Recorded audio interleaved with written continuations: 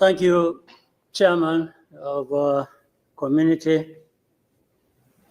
I want to associate myself with what has been said, especially what our sister President Samia Suluhu has just mentioned. But before that, let me raise a couple of questions maybe to guide us. I don't know if that is possible. One, is there anybody among us who did not see this coming? I for one, I saw it coming to be where we are now. I saw it coming because I did not see who was taking charge of the process, who was listening, who was trying to provide any kind of guidance as to what we should be doing from one thing or one day to another. And by this, I want to also ask, as the East African community, what did we want from the beginning? Or what did we do about that? What are we doing now? And what do we want to do for where we want to go? Because exactly like President Sami has mentioned, if it is talking about problems and defining them, and I think we have been very eloquent.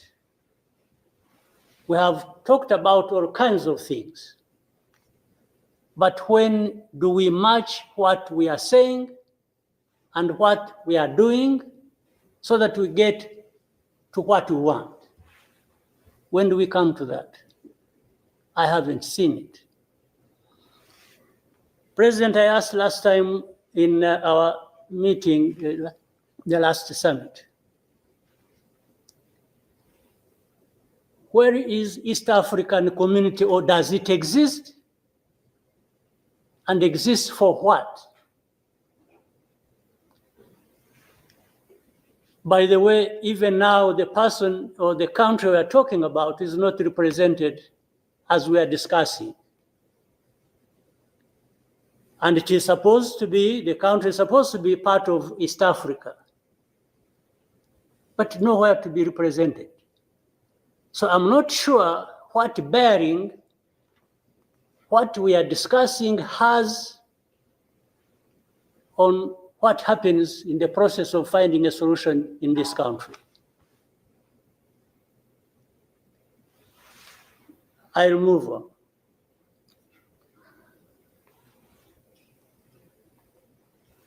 The conflict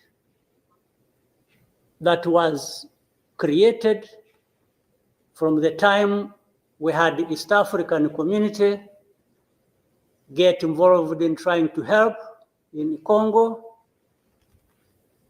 and later on when the East African force was trying its best and we are seeing progress, Tshisekedi decided they are not doing what he wanted and went to SADC. SADC agreed they would come and do what he wanted and sent everybody packing. And that we complied and kept quiet. What really did we expect to come out of this? Now, worse still, I think even in East Africa itself, ourselves, maybe we have different understanding of what the problem is, and we have never come together to agree or even disagree and find a way to come together finally to do what we ought to do to deal with this problem. Or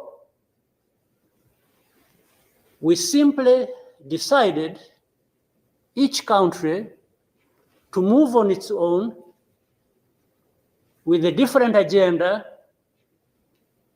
arising out of involvement or whatever in Congo, and that was enough. If your interests were catered for by Tshisekedi, that was fine. Even if the others' interests or concerns were not taken care of. You can imagine, therefore, what chaos comes out of that kind of situation. We are, on one hand, assuming or pretending we are coming together over an issue and trying to find a solution, while at the same time, each country is pulling in its own direction, different from the others. This is the fact of the matter. Now, but even if we were doing everything right, all of us, nothing is going to come out of it until those mainly concerned are also part of it and participating and contributing to the success of the process through which they are getting the support. But if the parties decide or accept to be manipulated, because, and by the way, that's exactly what happened. And I think in Congo, there are experts for doing that. They would go to one party and promise them something, and then they would decide to keep quiet about what is obviously going to result into problems like we are seeing now. Or like he did,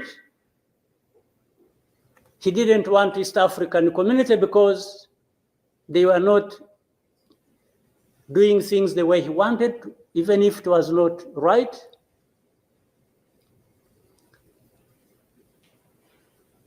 He got rid of them and he decided to bring in SADC. SADC was,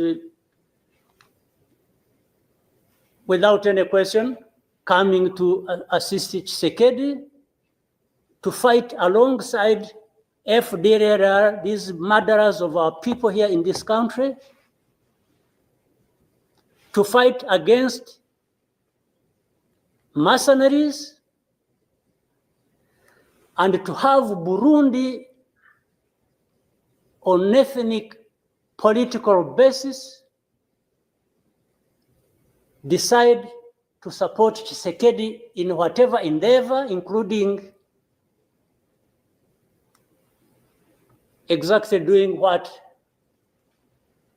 those murderers did to our people and what they are doing in Eastern Congo. They have displaced people, they have killed people, they have persecuted them on a daily basis for who they are. We have refugees here who have been here for the last 20 plus years, just dislocated from Congo and sent to Rwanda because they say these are ethnic Tutsis, and therefore they belong to Rwanda, they don't belong there. And everybody else around, I don't know how many entities we have in Congo, honestly. We have MONUSC, we have some DRC, we have mercenaries, we have Burundi, we have FDLR that has joined them, and everybody is there watching this thing, and we pretend it's like we don't understand what has been going on for all these years.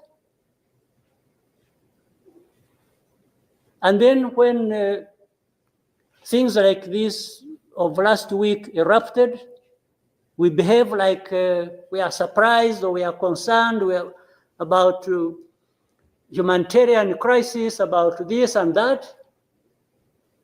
Isn't persecuting and killing people and displacing them part of that humanitarian concern? So as East Africans, we sit here and then do what about it? For the last 2 days, on Monday and today this morning, I spoke with the president of South Africa, who sought me out to speak with me on this matter because of their involvement in Eastern Congo. And he's also there pretending to be playing a peacemaker role. And he has a force that has been fighting alongside FDLR and has been fighting the M23 on the instructions of Tshisekedi, because these are people who are not supposed to be in Congo, that these are from Rwanda, or the M23 are not Rwandans, please. These are Congolese, and one time he accepts it, then another time he says, no, part of it is yes, and then the other part is from Rwanda, and these are the. He keeps on, and how do we, leaders of our own countries, accept this to go on forever and just accept that we shall be manipulated by Tshisekedi or whoever is supporting him? And South Africa dares even issue threats about what is likely to happen after that, and so on and so forth.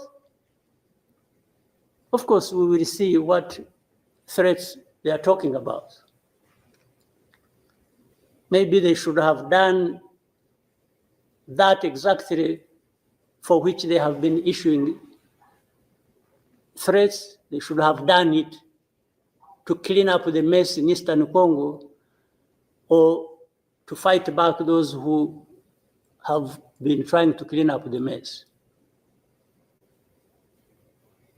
So then you have the whole international community just confused.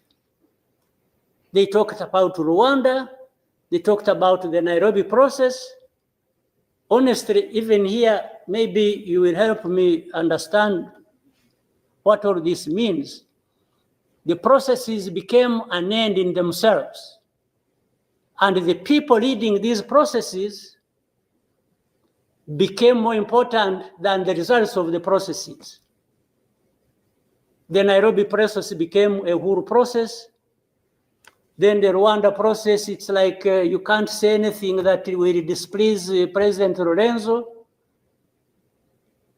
Definitely, this does not help deal with such a serious matters as we are faced with today. That in the end, just because they can't be addressed, we have such a situation that, like we have now. And if anybody, and above all, I don't understand how Tshisekedi keeps thinking that he will resolve the problems to do with rights of people militarily.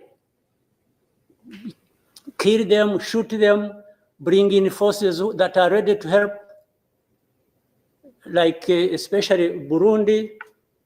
Well, I don't know whether that has been helpful for the last few days or weeks. They have been doing that. So I want us to, Chairman, Your Excellencies, I want us, whatever we are saying and whatever we intend to do, we capture the context rightly and then proceed based on that, and maybe we can get somewhere. But otherwise, if we keep saying good things, saying that, and to each other being nice, and then each one fulfilling their own interests other than others' interests, the common interests we have as East Africans, then I don't see how we are going to contribute effectively to finding a solution.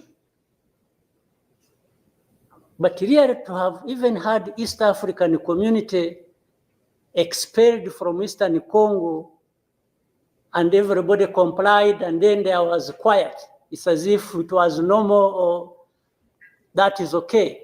Everything dictated by the country or the person we are trying to help.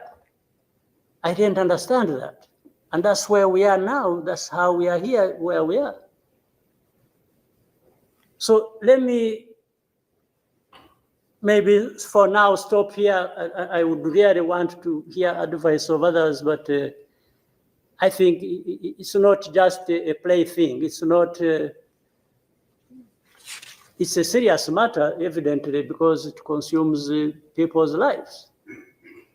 And the other day, 2-3 days ago, we lost people. There was a lot of sharing from Eastern Congo, from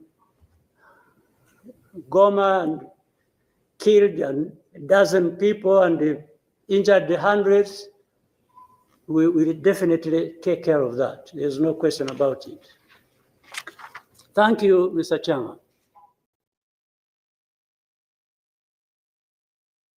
The accusation from the president of the DRC, particularly during his campaign, where he even indicated that he's willing to fight Rwanda. You are being accused of supporting the M23 rebels. And this has led